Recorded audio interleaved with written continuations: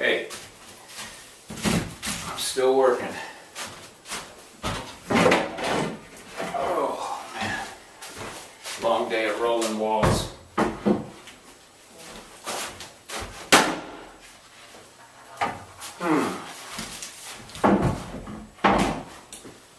So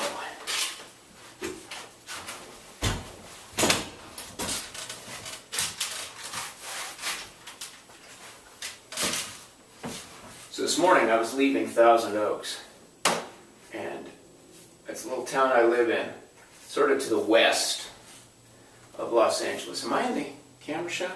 I need to get a wide angle lens. Looks like that thing's a little askew as well. So I was leaving there, went to the paint store, and I was trying to get out of town. And it takes I live about a mile from the freeway, if that. But if I have to do anything else in town before I leave, like go to the paint store or get gas or anything, I got to cut myself a half an hour just to get out of town. And the reason why is because the traffic lights are incredibly long. This is the first thing I really noticed when I moved there.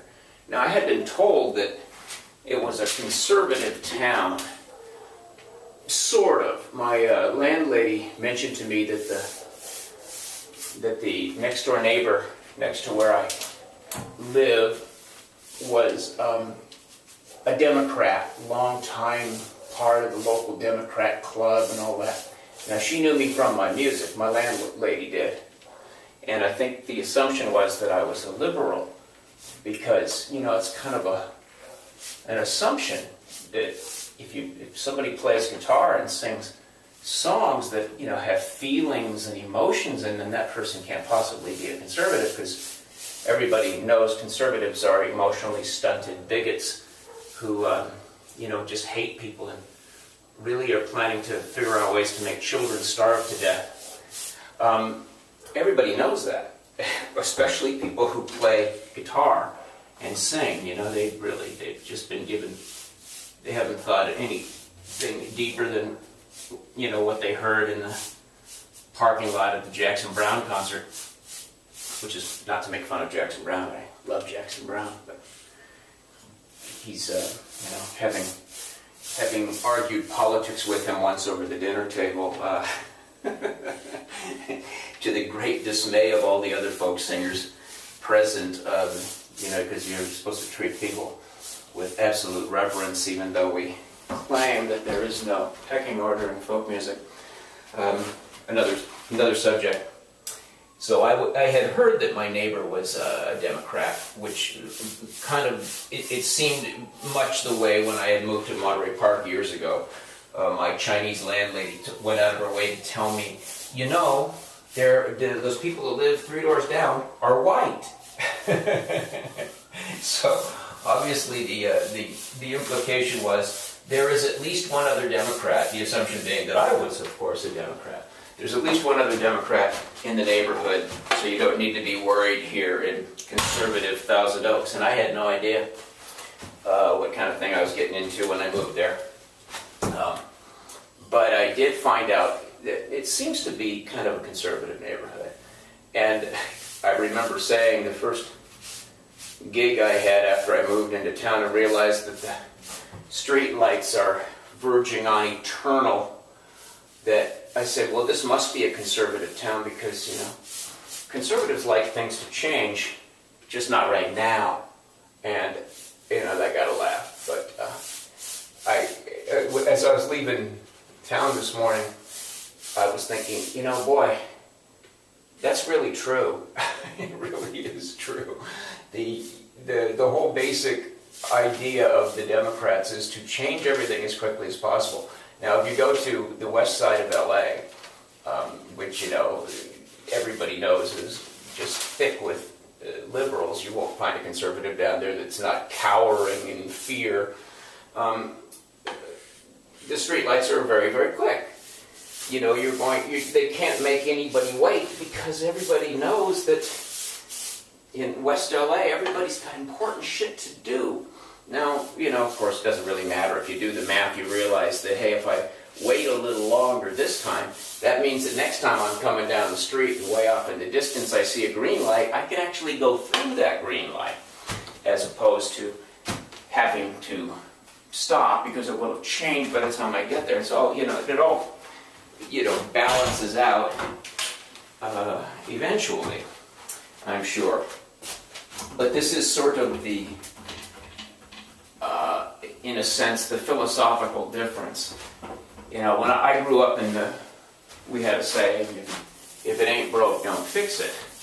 And I've just kind of gone with that. And of course, I had been led to believe that this country was terribly, terribly broken because nobody, I didn't go to college, and my friends who did had really gone off to, indoctrination centers where the topic, if they were talking about America at all, was only about how bad it was. Killing the noble Indians and stealing this land. Nobody ever bothered to tell us that the Indians killed each other with great casualness, and the bury my heart at Wounded Knee, where Sitting Bull was run off his land in the Badlands of South Dakota. It wasn't until I saw Ken Burns' The West that it sort of slipped out in the narration there that Sitting Bull had stolen that from somebody else less than a generation before. But anyway, I digress, which is what I fully plan to do right now. But that was the only input I was getting about the country was from my friends that had gone to college. I didn't know, nor care, I just wanted to get stoned and have a good time. But I had come to understand that conservatives really ought to run the town. And I've got several ways of saying it. My friend Alexia, who is the liberal in the family, she was a dancer when she was younger, and I said to her a while back, I said, if Democrats can be considered to be the dancers, if liberals are dancers, always interpreting life and always being creative and everything is full of flourishes and beauty for its own sake, if that can be said of liberals, conservatives are the floor. Conservatives are the solid thing that makes all those flourishes possible, which is why you want there to be a dynamic between them. I'm going to have to stoop down here. You won't see me for a bit. You want there to be I've got paint underneath this desk where the wall is poking through there in the back.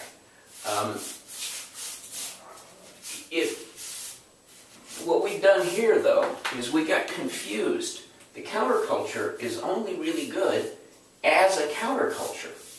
And when you're talking about people who want to re-examine everything, and they want to dream and have all sorts of what's the word I'm looking for, utopian impulses, and they want to reshape everything, all of that's only good if they're not in power, because they influence the society through art and through conversation and through jokes and through comedy and all the other ways, cinema and all the other ways that the creatives influence society.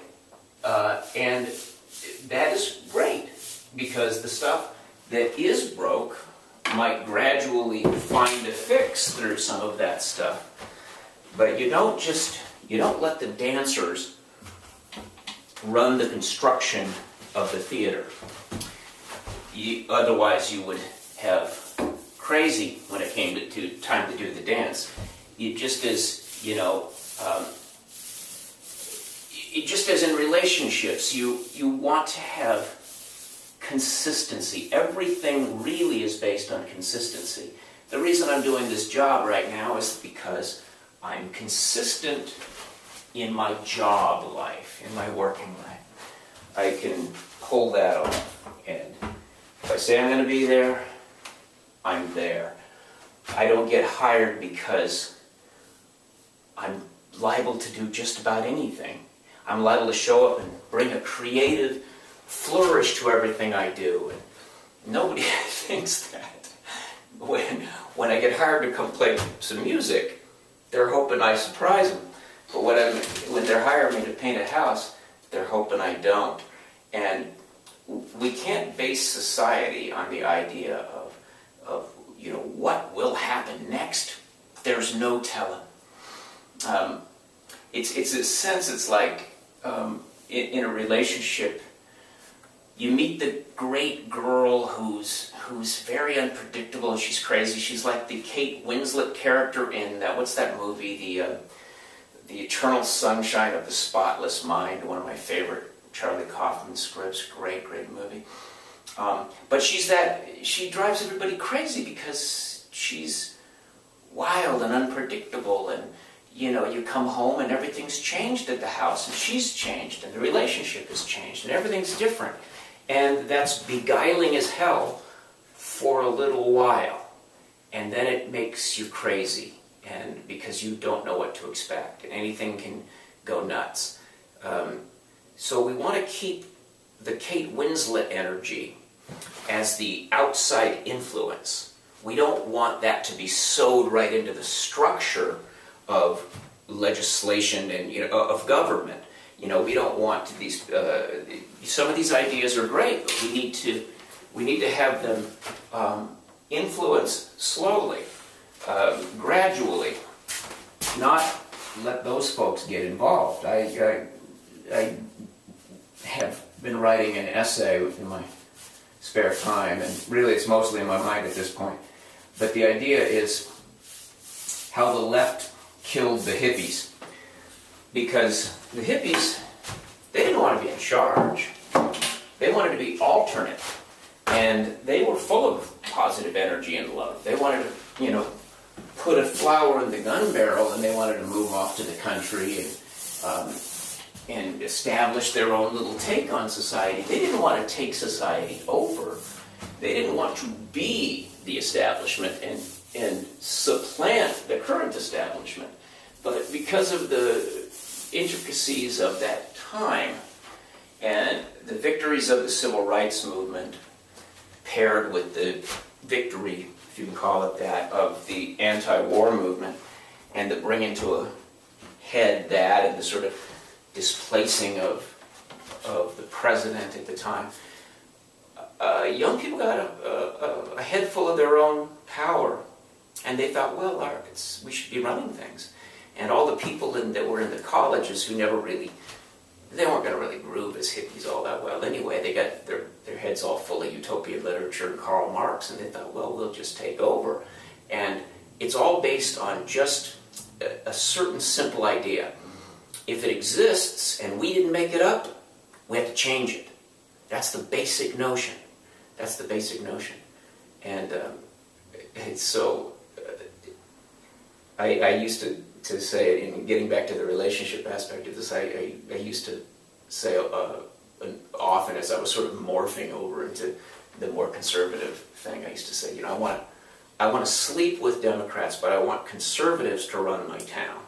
And this is all part of the same thought, really, that things ought not change except with some effort, except with something really better to supplant it, to replace it. I can remember my father saying this when I was telling him how little he knew about the world, when I really profoundly knew nothing but thought I knew everything. And I would tell him about all these ways that we need to destroy the current society, and he would say, well, what exactly do you plan to replace it with? And just like Michael Moore was asked that in the end scenes of his movie. Was it in the movie, actually, The Capitalism, a Love Story? Or was it in an interview about that? I'm not positive now. I'm questioning myself. Where he said, well, capitalism isn't evil. It is just an evil. And, the interviewer said, well, what do you plan to put in its place? And he said, we'll make that up. We'll invent that. And that's the energy. We don't know. All we know is that we didn't make this part up. Our parents believed this, therefore it's wrong. In the same way that, God damn it, Mom and Dad, get out. Don't make me clean my room. Get out of here. You're messing with my privacy. I don't want a curfew. In a sense, the whole leftist movement is a rebellion against Mom and Dad as they are expanded out to be white European people long dead. There's no sense that these people might have been the beneficiaries of thousands of years of trial and error. There's history written, and thousands of years of it, and the people that have crafted society and the free market system, gradually, bit by bit, marriage being a man and woman thing. There are reasons for this other than Mom and Dad wanting to ruin your fun at the party. There are reasons for these things. But that's not really in the minds of leftists and just sort of unthinking, wild-eyed liberals who want to dance. So my thought is, yeah, do that thing. Be crazy, be free. Just don't run the place. Let Mom and Dad run the place. Mom and Dad are the conservatives. And sure, sometimes they're stodgy, and sometimes they're wrong. Sometimes. And so approach them with real ideas. Don't assume everything is that Mom and Dad, the conservatives, are saying is wrong. Just as anybody who's lived to be my age and is honest enough to admit it can now say, a lot of what I thought was crazy about my mom and dad was actually wisdom. That was actually wisdom. So my advice to you is my advice that I've given from stage so many times. Sleep with the Democrat, but let the Republicans run your town. I gotta go. I'm actually playing music tonight. Boy, and tomorrow night.